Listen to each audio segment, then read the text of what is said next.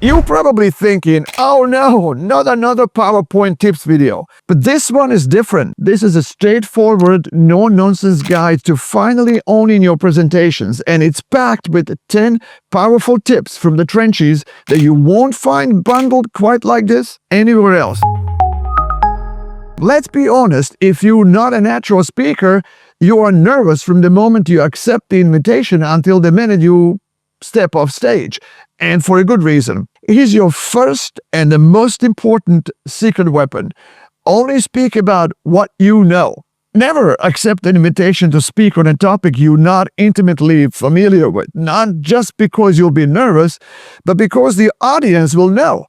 Audiences can detect fake confidence faster than you think. And nothing tanks your credibility faster than sounding like you're figuring it out while you're on stage. No one wants to listen to someone who's willing to talk about anything. They want to hear someone who has something to say, real insight, lived experience, clinical judgment. That's the difference between a speaker and a storyteller. This is especially true in medicine. When you speak about technique, a protocol, a case, the audience assumes that you've used it and tried it or wrestled with it yourself. And if you haven't, stay in the audience and learn. And here's the kicker. Speaking about what you truly know makes everything easier. Your slides flow. Your stories come naturally. And you're not memorizing, you are sharing.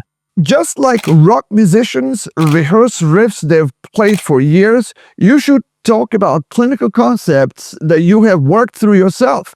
That's where the confidence comes from. Not the personality, but preparation and the ownership of the material. So, if you want your nerves to settle and your message to land and your audience to trust you, only speak about what you know.